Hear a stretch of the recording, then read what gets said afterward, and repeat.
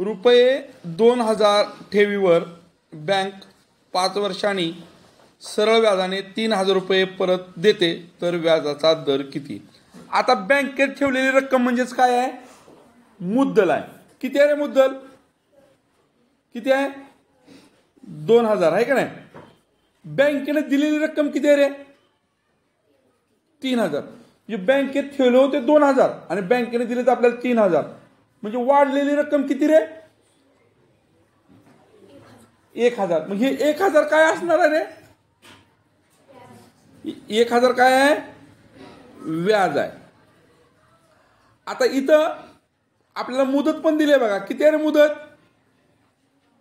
5 वर्ष. विचारले काय आपल्याला? दर. आणि मग आपण जर सूत्रात ह्या सगळ्या किमती लिहिल्या तर आपल्या व्याजाचा दर निघेल का नाही? मग सूत्र काय आपलं? व्याज बरोबर व्याज किती आपलं? 1000 बरोबर मुद्दल किती आहे आपलं? मुद्दल 2000 गुणुले आपला दर किती आहे माहित नाही. मुदत किती आहे? 5 वर्ष. आणि दर किती आपला माहित नाही, त्याच्यावेळी दर लिहिलं आणि भागिले 100. पहिल्यांदा हे 100 इकडे येणार म्हणजेच काय होणार?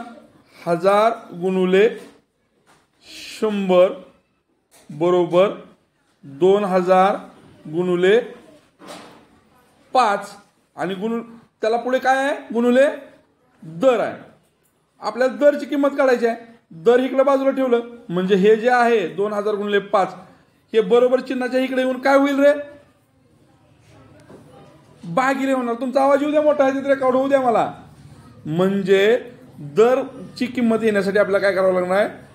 1000 गुणिले 100 भागिले 2000 गुणिले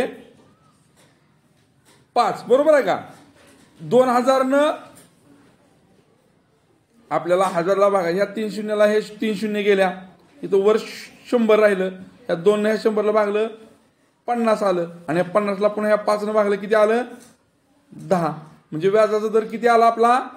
10%. हाय का पर्याय? किती नंबरला आहे? 4 नंबरला. म्हणजे बरोबर आलं उत्तर.